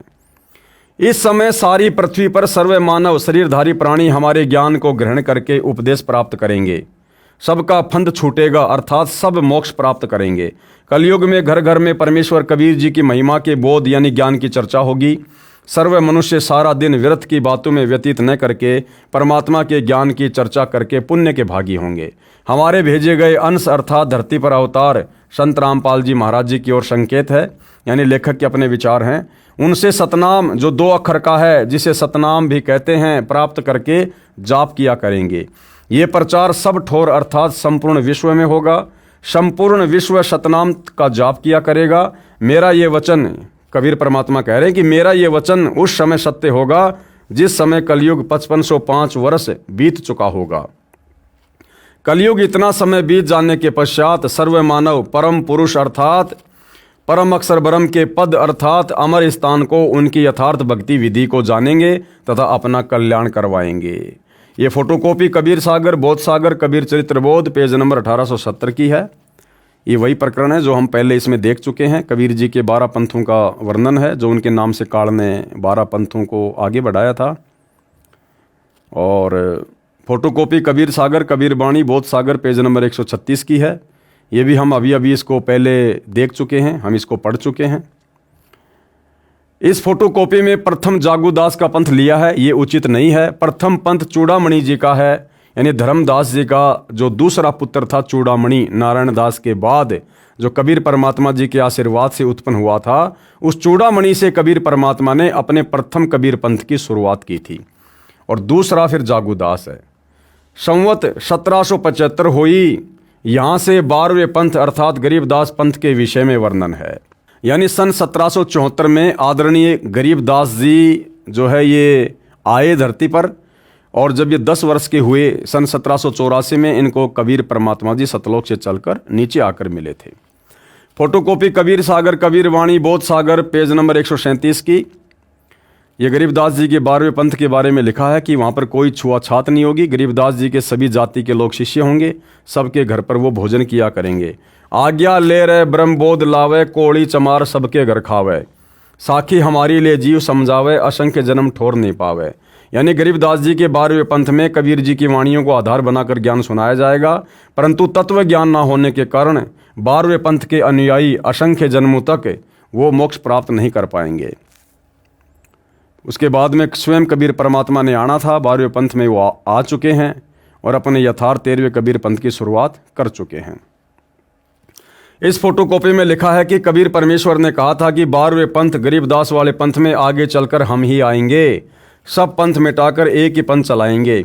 भाई और बहनों, कहने का मतलब ये है, देखो ये जो पुस्तक है ये आम व्यक्तियों के हिसाब की नहीं है।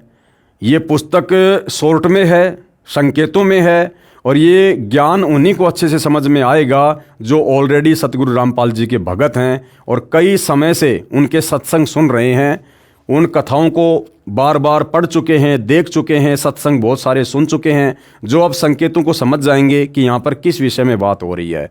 और हम भाई बहनों को ये दृढ़ विश्वास हो जाए कि वर्तमान में सतगुरु रामपाल जी कोई कबीर जी के द्वारा भेजे गए संदेशवाहक नहीं है, उनके दूत नहीं हैं, उनके अंश नहीं हैं, उनके अवतार नहीं हैं। संत रामपाल जी स्वयं कबीर परमात्मा है। क्योंकि भाई और बहनों, भक्ति विधान के अनुसार जब तक हम अपने गुरु को कबीर जी नहीं मानेंगे मन कर्म वचन से, हृदय से, आत्मा से, तब तक भाई और बहनों हमारा मोक्ष नहीं हो सकता, चाहे हम कबीर भगवान की गोद में क्यों न जाके बैठ जाएं। और असंख्य युगों से हम भाई बहन यही धोखा खाते आ रहे हैं। 650 साल पहले भी हमें कबीर परमात्मा मिले, हम उनके अनुयायी बने, यही भक्ति उन्होंने दी, यही सत्संग सुनाया, यही मंत्र दिए, फिर भी हम पार नहीं हो पाए। क्यों? क्योंकि हमने कबीर जी को केवल एक संत मान लिया, गुरु मान लिया, हमने उनको परमात्मा के रूप में स्वीकार नहीं किया, जिस कारण से स्वयं परमात्मा होते हुए भी और हम उनकी शरण में होते हुए भी मोक्ष प्राप्त नहीं कर पाए। तो हम अब इस कलयुग की बिचली पीढ़ी में मोक्ष के प्राइम टाइम में धोखा ना खाएं, उस गलती को पुनः ना दोहराएं। इसके लिए सतगुरु रामपाल जी ने हमें शिक्षित किया, धर्मशास्त्रों से परिचित करवाया, हमें तत्व ज्ञान दिया, मूल ज्ञान दिया, बार बार उसको रिपीट करवा रहे हैं ताकि हमारी आत्मा ये स्वीकार कर ले कि संत रामपाल जी स्वयं कबीर भगवान हैं और एक संत रामपाल जी के अलावा हम शौपन में भी किसी अन्य की पूजा ना करें इष्ट मानकर। यानी अब जिसे दुनिया कबीर समझ रही है, वो दाढ़ी मूछ वाली फोटो, हम उसको भी बहिष्कृत कर दें। उस फोटो का वर्तमान भक्ति जीवन में कोई महत्व नहीं है। वो फोटो हम वर्तमान के सतगुरु रामपाल जी के भक्तों के घरों में नहीं होनी चाहिए। उस फोटो पर हमारा कोई विशेष चिंतन, कोई ध्यान नहीं होना चाहिए। उस फोटो में हमारी किसी प्रकार की कोई श्रद्धा, कोई भावना नहीं होनी चाहिए, क्योंकि वर्तमान में उस फोटो वाला कबीर साक्षात सतगुरु रामपाल जी के नाम से प्रकट है। और कहते हैं एक सादे सब सदै, सब सादे सब जाए, और माली सींचे मूल को फले फुले अगाए। और फिर भी जो नादान आत्माएं गुरु को और कबीर को अलग अलग मान रही हैं, संत रामपाल जी को और कबीर जी को अलग अलग मानती हैं, तो उनके लिए स्वयं परमात्मा कहते हैं कि गुरु और गोविंद दो नहीं भाई, जब तक दो समझोगे दो जग में जाई। अगर अपने गुरु के अलावा तुम किसी और में कबीर परमात्मा देख रहे हो, उस दाढ़ी मूछ वाली फोटो में, तो परमात्मा कहते हैं गुरु की शरण में आने के बाद भी तुम नरक में जाओगे, तुम्हारा मोक्ष नहीं हो पाएगा। कबीर परमेश्वर ने कहा था कि 12वें पंथ गरीबदास वाले पंथ में आगे चलकर हम ही आएंगे, तो ये झूठ नहीं हो सकता। परमात्मा ने बोल दिया परम सत्य है, साधु बोले सहज स्वभाव, साधु का बोलिया मिथ्या न जाए। और संत वचन पलटे नहीं, चाहे पलट जाए ब्रह्मांड। तो स्वयं परमात्मा धरती पर आ चुके हैं।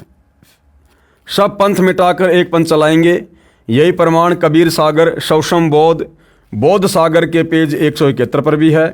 परमेश्वर कबीर जी के प्रतिनिधि संत रामपाल दास जी महाराज हैं। ये लेखक की ज्ञानहीनता है जिसके ऊपर बार बार दास को बोलना पड़ रहा है।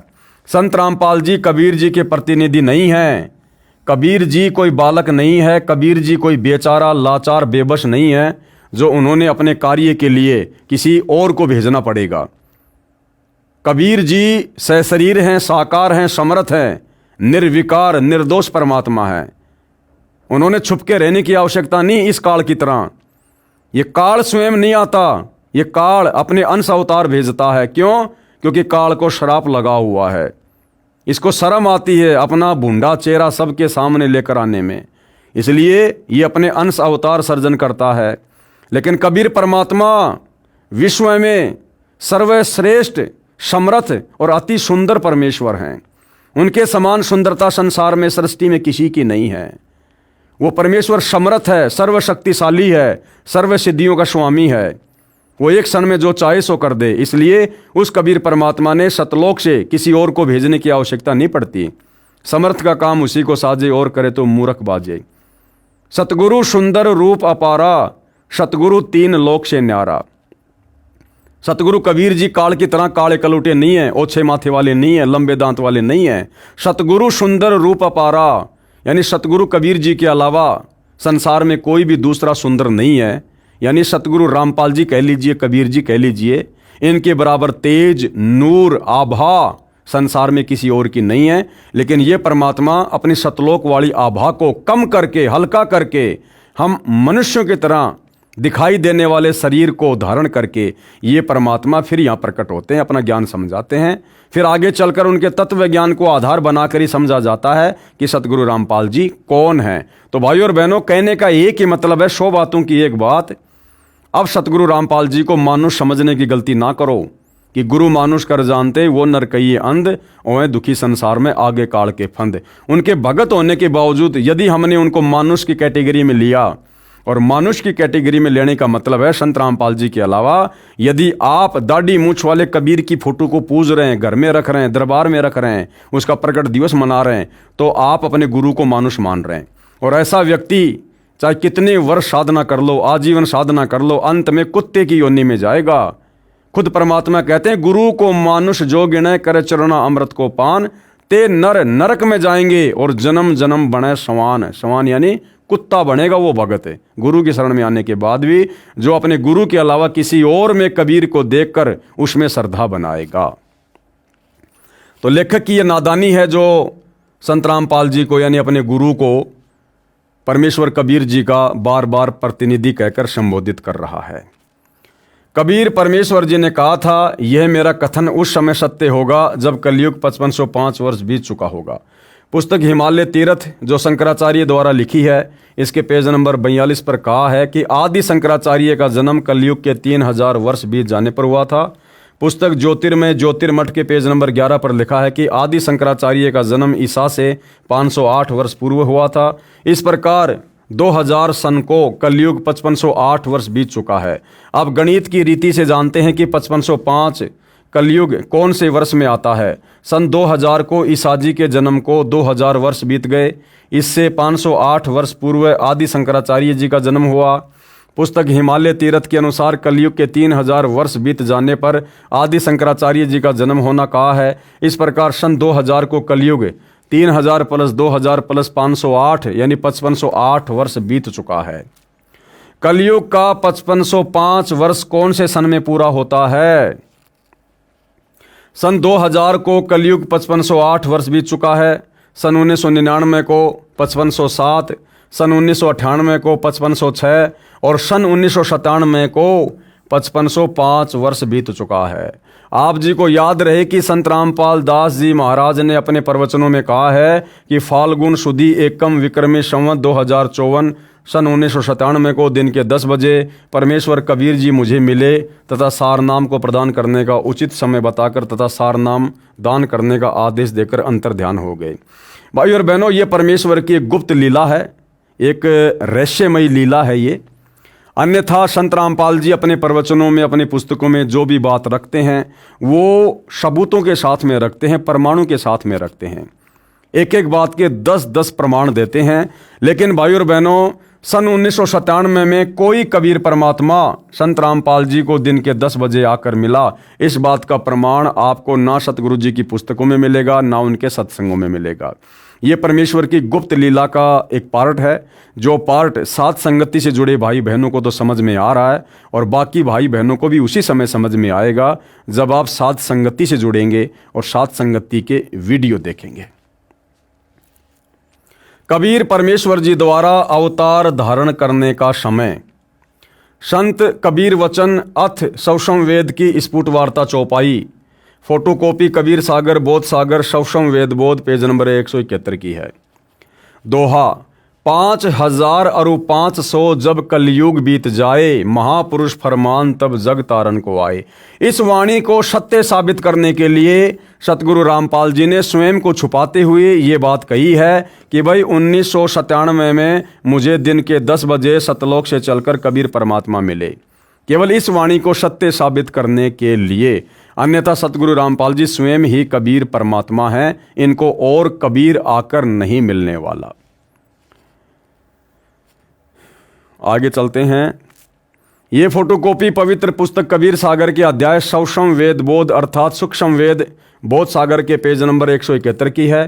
परम पूज्य कबीर परमेश्वर जी ने कहा है कि जिस समय कलयुग 5500 वर्ष बीत जाएगा, उस समय महापुरुष मेरी आज्ञा से विश्व उद्धार के लिए प्रकट होगा। वह महापुरुष सतनाम का भेदी होगा, वह अधिकारी होगा। जबकि भाई और बहनों, सतगुरु रामपाल जी तो 1997 से पहले ही ये सतनाम दे रहे हैं, सारनाम भी दे रहे हैं। उनको सतनाम के भेद का भी पता था, उनको सारनाम के भेद का भी पता था। 1994 से जिन भक्तों को सतगुरु रामपाल जी से उपदेश मिला हुआ है, उनको भली भांति पता है कि सतगुरु रामपाल जी को सतनाम का भेद 1997 के बाद पता चला या 1994 में ही उन्होंने सतनाम देकर अपने भक्तों को उसका भेद बता दिया था। विश्व के सर्व हिंदू, मुसलमान व अन्य धर्मों में विभाजित मानव तथा अन्य प्राणी भी जो मानव जीवन प्राप्त करेंगे वे सर्व सत्य नाम यानी सतनाम की महिमा से परिचित होकर उस सच्चे नाम को उस महापुरुष से प्राप्त करके पावे पद निर्वाण यानी पूर्ण मोक्ष पद प्राप्त करेंगे। उस मेरे भेजे संत के द्वारा, अब आप समझ गए होंगे भाई और बहनों, संत रामपाल जी किसी के द्वारा भेजे गए हैं या स्वयं आए हैं। सत्य सुकृत यानी पवित्र वास्तविक मोक्ष मार्ग के पंथ में सर्व पंथ ऐसे विलीन हो जाएंगे जैसे सर्व नदियां स्वतः ही समुद्र में मिलकर एक हो जाती हैं। यानी 1997 में फिर आगे चलकर जैसे जैसे संत रामपाल जी का मार्ग आगे बढ़ेगा तो एक समय फिर ऐसा आएगा, इस ज्ञान को समझकर इस दुनिया के जितने भी पंथ हैं जो अनेक धर्मों में हैं, अनेक संप्रदायों में है, बहुत सारे नकली धर्मगुरु बने बैठे हैं, वो सारे के सारे और उनके अनुयायी इस प्रकार से सतगुरु रामपाल जी के यथार्थ 13वें कबीर पंथ में आकर मिल जाएंगे, जिस प्रकार छोटी छोटी नदियां अंत में समुद्र में जाके विलीन हो जाती हैं। केवल एक ही पंथ हो जाएगा। जब तक वह निर्धारित समय नहीं आएगा तब तक तो मेरे द्वारा कहा गया यह सौषम वेद निराधार लगेगा। कबीर परमात्मा कह रहे हैं, धर्मदास जब तक वो ठीक का समय नहीं आएगा जो मैं आज बोल रहा हूं तब तक तो दुनिया को मेरी बातें निराधार लगेंगी, परंतु जब वह ठीक का दिन निर्धारित दिन आएगा तब सभय स्त्री पुरुष कपट त्याग कर शुद्ध होकर कबीर यानी मुझ सर्वेश्वर कबीर जी की शरण ग्रहण करेंगे।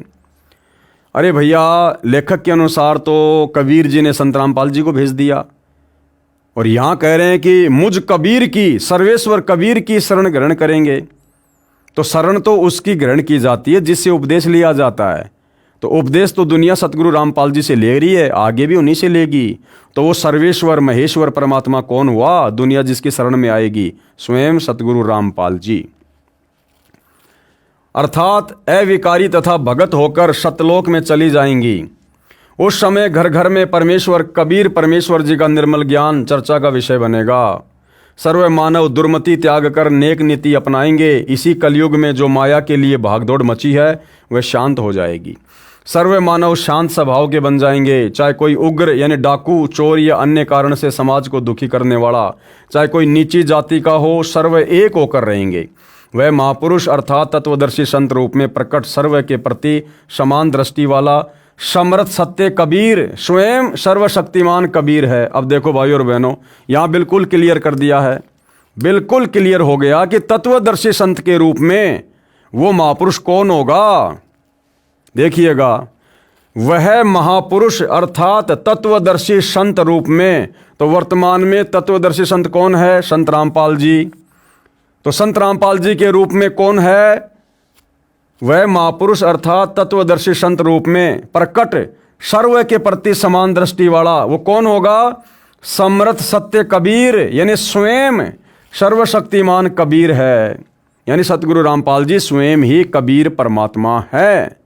हमारी छोटी बुद्धि को देखते हुए सतगुरु रामपाल जी बार बार सत्संगों में अपने आप को छुपाते हुए कह देते हैं कि भाई मैं तो कबीर जी का भेजा हुआ दास हूँ, लेकिन उन्होंने हमें ज्ञान ऐसा दे दिया, ये ज्ञान स्वयं ही स्वतः ही अब निर्णय कर देगा, सच्चाई को ऊपर ला के रख देगा कि सतगुरु रामपाल जी स्वयं कौन हैं। ये तत्व ज्ञान, ये सच्चाई, ये धर्मशास्त्रों का निचोड़ सार कबीर जी के अलावा संसार में दूसरा कोई निकाल कर नहीं दे सकता। अगर देने वाला होता तो परमात्मा जी ने 4 युगों तक इंतजार नहीं करना होता, पहले निकलवा के रखवा चुके होते। नोट, कबीर सागर सौषम वेद के पेज नंबर 171 पर लिखे वर्णन में कुछ गलत अक्षर छपे हैं। जैसे छपा है ठीके को तिथिवार, इसका शुद्ध इस प्रकार है ठीक का तिथिवार, यानी निर्धारित समय आने पर। ठीक का अर्थ होता है समय निर्धारण करना। जैसे कहा जाता है कि उस व्यक्ति ने रुपए लौटाने की ठीक कब की रखी है, यानी ठीक का समय पैसे वापस लौटाने का कब का रखा है, अर्थात रुपए लौटाने का समय क्या निर्धारित किया है।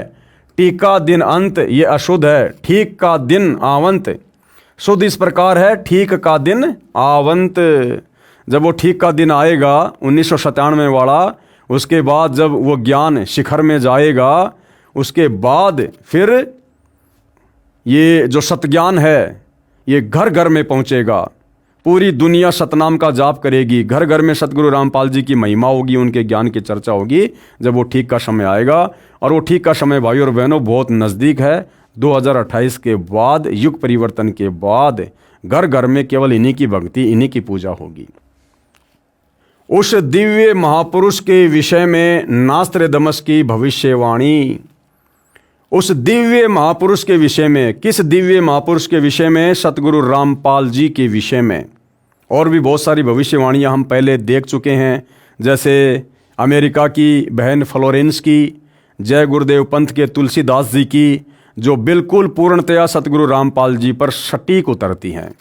अब आगे हम उस दिव्य महापुरुष के विषय में नास्त्रदमस की भविष्यवाणी, इस विषय पर भाई और बहनों हम अगले वीडियो में विस्तार से जानेंगे, समझेंगे। और ये सब कुछ जानने के बाद निश्चित तौर पर हमारा विश्वास पूज्य गुरुदेव भगवान के चरणों में और अधिक दृढ़ होगा। तो भाई और बहनों, आज के इस वीडियो में केवल इतना ही। आगे परमेश्वर के आशीर्वाद से फिर सेवा में हाजिर होंगे। तब तक गुरुदेव भगवान हम सबको आज्ञा दे, आशीर्वाद दे, सद्बुद्धि दे। बंदी छोड़ सतगुरु रामपाल जी भगवान की जय हो।